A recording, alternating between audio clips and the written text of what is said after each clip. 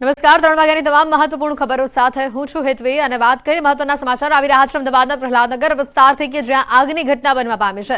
Commerce house 4 માં આગની ઘટના બની છે। ફાયર બ્રિગેડ દ્વારા આગને કાબૂમાં લેવા માટેના પ્રયાસો હાથ ધરવામાં આવ્યા છે। કોમર્સ હાઉસ 4 ની આ ઘટના કે જ્યાં આગ લાગી છે, ઘટનાના આ દ્રશ્યો પણ સામે આવ્યા છે। દૂર દૂર સુધી આગના ધુમાડાના જે ગોટે ગોટા છે તે દેખાયા હતા।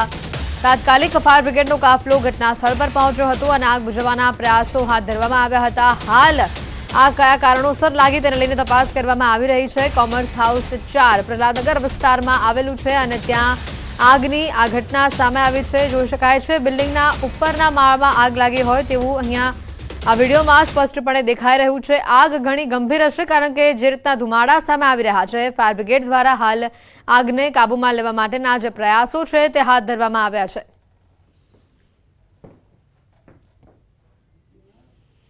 અને આજ અંગે વધુ વિગત મેળવીશું। અમારી સાથે સંવાદદાતા દીપિકા સીધા અહીંયા જોડાઈ ચૂક્યા છે। દીપિકા, જે રીતે કોમર્સ હાઉસ 4 ની આ ઘટના કે જ્યાં આગ લાગી છે, બિલ્ડિંગના કયા માળે આગ લાગી છે, કયા કારણોસર અને શું પરિસ્થિતિ?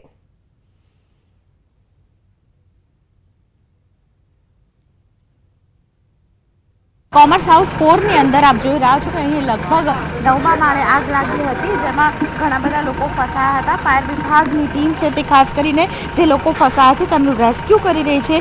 એસીમાં અચાનક આગ લાગી અને તેને કારણે 25 જેટલા લોકો છે તેઓ ફસાઈ ગયા હતા અને તેને કારણે અચાનક જ લોકોને શ્વાસ લેવાનું મુશ્કેલ બની ગયું હતું। જ્યારે ખબર પડી ત્યારે ખાસ કરીને આગની ઘટનાને કારણે ફાયર વિભાગને ફોન કરવામાં આવ્યો અને તાત્કાલિક છે તે રેસ્ક્યુ કરવામાં આવ્યું છે।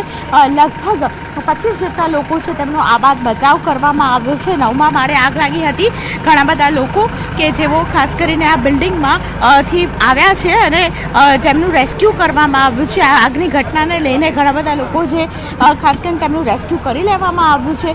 અમારી સાથે ફાયર વિભાગના અધિકારી છે, તેમની સાથે વાત કરીશું।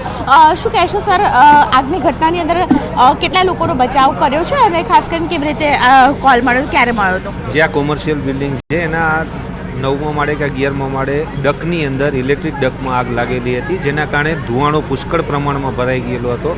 આપણે લગભગ 64 જેટલા માણસોને રેસ્ક્યુ કરી નીચે ઉતારી લીધા છે। અમુક માણસો જે નીચે આવી શકે એવા નહોતા એમને ધાબા ઉપર હજી હાલની તારીખમાં લઈ ગયા છે।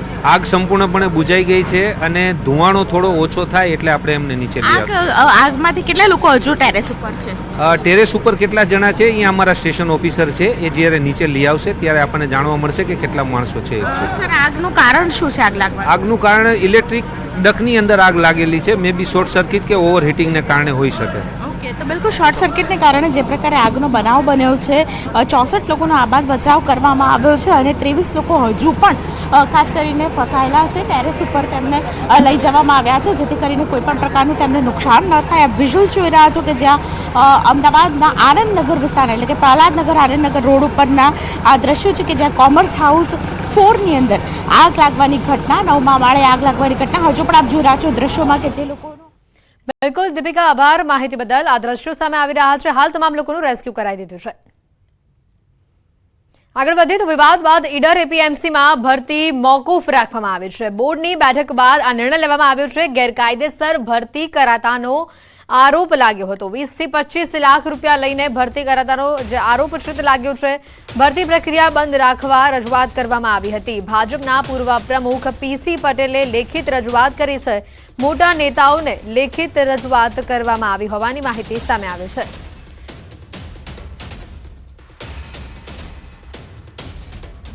એપીએમસીની ભરતી બાબતે જે ખોટી અને વાહિયાત વાતો બજારમાં ચાલી રહી છે એ બાબતે અમે બોર્ડે ભેગા થઈને એક નિર્ણય કર્યો છે કે આપણે ભરતી કરવાની નથી।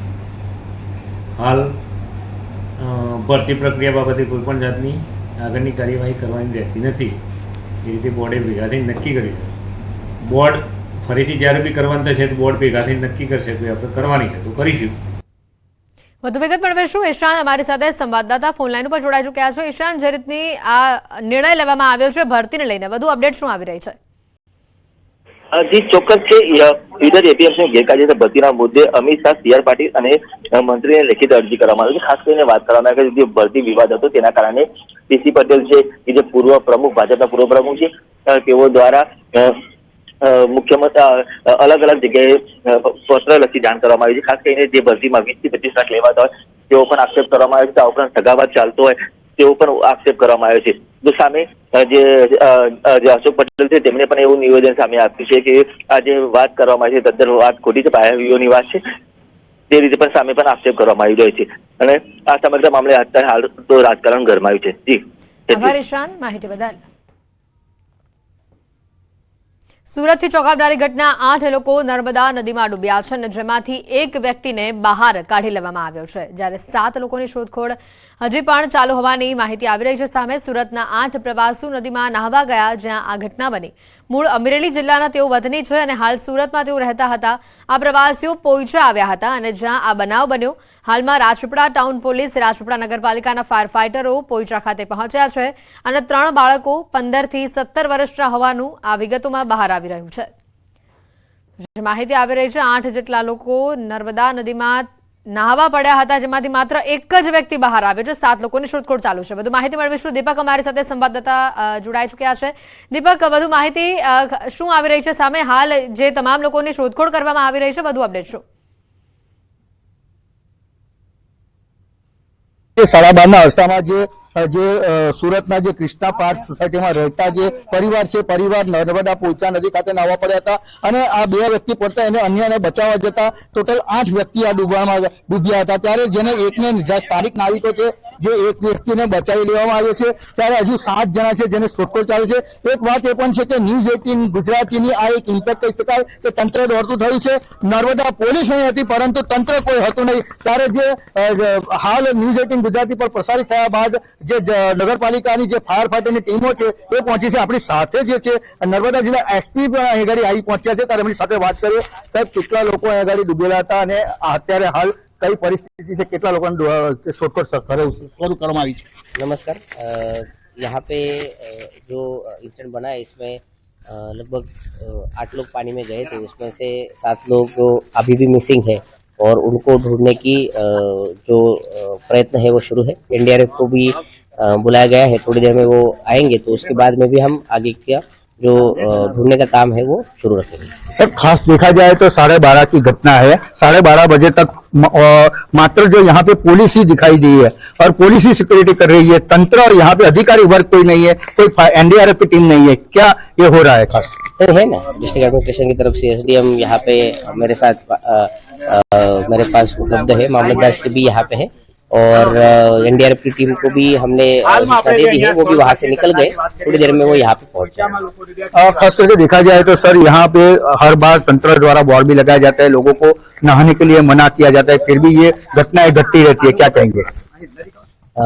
नदी का पट काफी बड़ा है और लोग जो श्रद्धा के साथ जो आते हैं उनको हमने काफी बार आह्वान भी किया है और इतने बड़े पट में जो नदी का पानी का फ्लो है और गहराई उसका कोई अंदाजा नहीं रहता, उसके बावजूद भी ये घटना बार-बार जो बनती है उसमें मेरी यही विनती है लोगों से कि इस तरीके का जो ये प्रवृत्ति है इसकी वजह से लोगों की जान माल के ऊपर बहुत नुकसान हो रहा है, तो ना करें। भविष्य में इसके ऊपर भी अभी कोई परमानेंट सोल्यूशन आए इस तरीके से हम प्रयत्न करेंगे।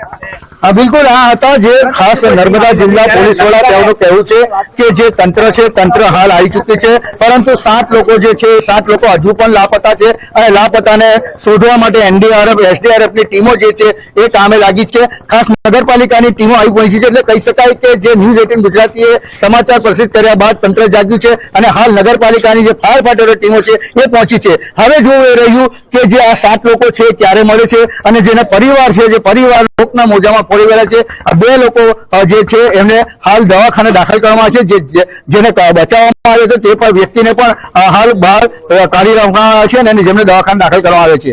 દીપક પટેલ, ન્યૂઝ 18 ગુજરાતી, નર્મદા। આ ઘટના સામે આવી છે, એક વ્યક્તિનો બચાવ કરી લેવામાં આવ્યો છે।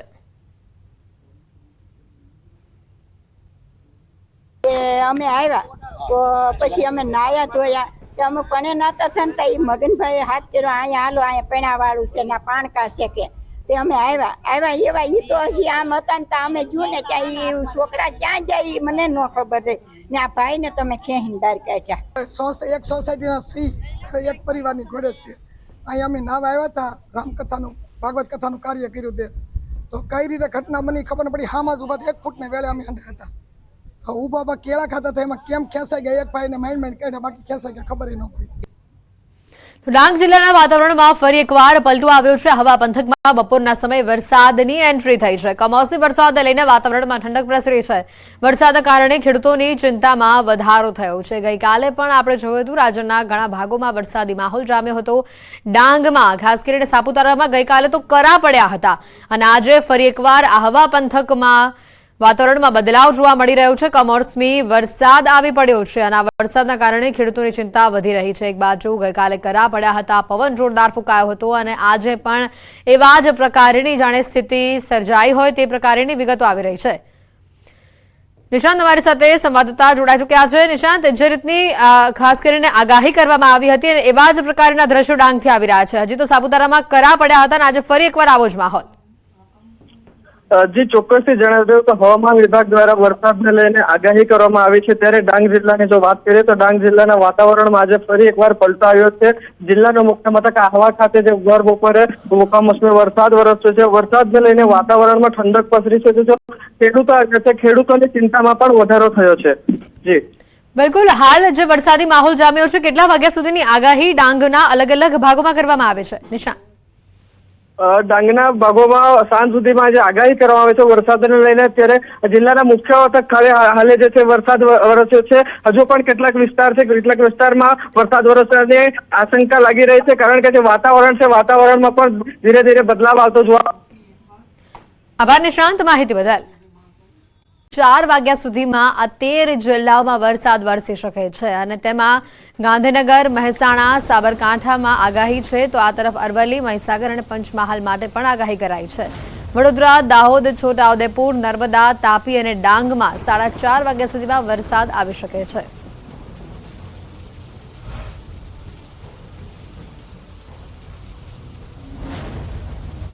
ગુજરાતના ઘણા ભાગોમાં આજે પણ વરસાદ થઈ શકે છે. તેજ પવન, ગાજવીજ સાથે આજે પણ વરસાદની આગાહી છે. અમદાવાદ વાસીઓ આજનો દિવસ સાવધાન રહેજો. અમદાવાદમાં આજે પણ થંડરસ્ટ્રોમ એક્ટિવિટીની આગાહી છે. આજે ગુજરાતના 4 જેટલા જિલ્લાઓમાં થંડરસ્ટ્રોમ એક્ટિવિટી થઈ શકે છે. આજે 9 જિલ્લામાં સામાન્ય વરસાદની આગાહી છે. આજે અમદાવાદ, આણંદ, ભરૂચ, સુરતમાં થંડરસ્ટ્રોમ એક્ટિવિટી થઈ શકે છે. તો સુરેન્દ્રનગર, રાજકોટ, અમરેલી, ભાવનગર, ગીર સોમનાથમાં હળવો વરસાદ થઈ શકે છે.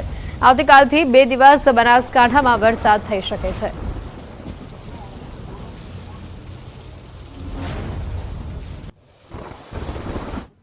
से लेकर डे 3 तक गुजरात रीजन और सौराष्ट्र रीजन के आइसोलेटेड प्लेसेस पे लाइट रेन होने का पूर्वानुमान दिया गया है. और डे 1 में जो गुजरात रीजन और सौराष्ट्र रीजन के डिस्ट्रिक्ट है जहाँ पे लाइट रेन और साथ में थंडरस्टॉर्म भी होंगे, वो डिस्ट्रिक्ट हैं अरावली, महिसागर, दाहोद, डांग, वलसाड़, दादरा नगर हवेली. और सौराष्ट्र रीजन के जो डिस्ट्रिक्ट है जहाँ पे लाइट रेन और साथ में थंडरस्टॉर्म होंगे वो है राजकोट और सुरेंद्रनगर. ઘણા જિલ્લાઓમાં તેજ પવન સાથે વરસાદની આગાહી છે. કયા કયા જિલ્લામાં આગાહી છે તે આપણે મેપના માધ્યમથી સમજવાનો પ્રયત્ન કરીશું. આજે ખાસ કરીને જોવા જઈએ તો અરવલ્લી, મહીસાગર, દાહોદ, અમદાવાદ, સુરેન્દ્રનગર, આણંદ, રાજકોટ, ભાવનગર, અમરેલી, ગીર સોમનાથ અને આ તરફ ભરૂચ, સુરત, વલસાડ, ડાંગ અને દાદરાનગર હવેલી, લગભગ મધ્ય ગુજરાત અને દક્ષિણ ગુજરાતનો જે ભાગ છે અને સાથે અરવલ્લી, મહીસાગર અને દાહોદ, એટલે કહી શકાય આ તમામ વિસ્તારોમાં જે આજે થંડરસ્ટ્રોમ એક્ટિવિટી પણ જોવા મળી શકે છે. વરસાદની પણ આગાહી કરવામાં આવી છે. આપણે પણ જણાવી દઈએ, હવામાન નિષ્ણાત અંબાલાલ પટેલની પણ આને લઈને મોટી આગાહી સામે આવી છે. આંધી, વંટોળ અને ગાજવીજ સાથે તેઓએ પણ વરસાદની આગાહી કરી દીધી છે. આગામી 3 દિવસ વરસાદની આગાહી કરી છે. ચોમાસામાં પણ ભારે વંટોળની સાથે વરસાદ પડી શકે છે. સામાન્ય કરતા ચોમાસું આ વખતે વહેલું આવવાની પણ શક્યતા તેમણે વ્યક્ત કરી છે. 17 મે બાદ ફરી ગરમીનું જોર વધશે. મે મહિનાના અંતમાં પ્રી મોન્સૂન એક્ટિવિટી શરૂ થઈ જશે. તો 16 મે બાદ બંગાળ ઉપસાગરમાં ચક્રવાત સર્જાઈ શકે છે. તારીખ 16 થી 24 મે સુધીમાં અંદમાન નિકોબારમાં ચોમાસું શરૂ થઈ શકે છે.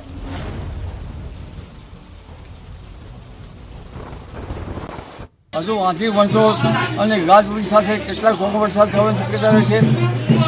અત્યારે હાલ દેશના ઉત્તર પૂર્વીય ભાગોમાં વરસાદ થવાની શક્યતા રહે છે. તારીખ 16 સુધીમાં હજુ પણ દેશના ઉત્તરીય પર્વતીય પ્રદેશો સાથે સાથે ગુજરાતના કેટલાક ભાગોમાં પ્રી મોન્સૂન એક્ટિવિટીનો વરસાદ થશે અને આ એક્ટિવિટી ગજબની હશે. આંધી, વંટોળ સાથે આ એક્ટિવિટી થશે. તારીખ 19 મેમાં પણ હવામાન પલટો આવશે.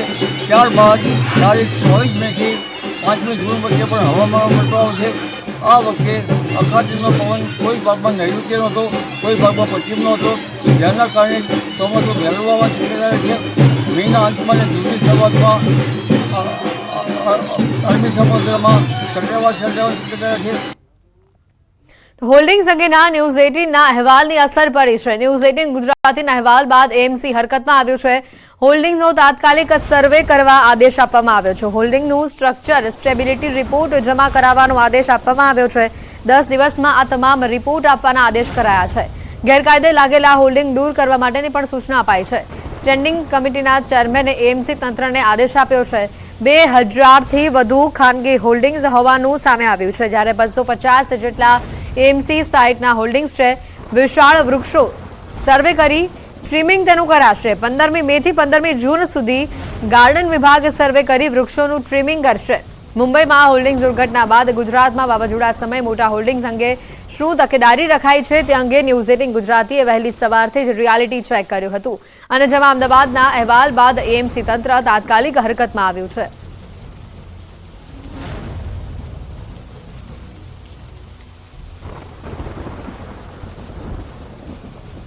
તમામ હોર્ડિંગ્સો જે છે પ્રાઇવેટ સાઇડના લગભગ 2000 જેટલા અને ટેન્ડર સાઇડ ઉપર લગભગ 250 જેટલા જે હોર્ડિંગ આવ્યા છે, તમામ એજન્સીઓને એના સ્ટ્રક્ચરલ સ્ટેબિલિટી સર્ટિફિકેટ ચેક કરવા માટેનું અને કોર્પોરેશનમાં જમા કરાવવા માટેનું કહેવામાં આવ્યું છે.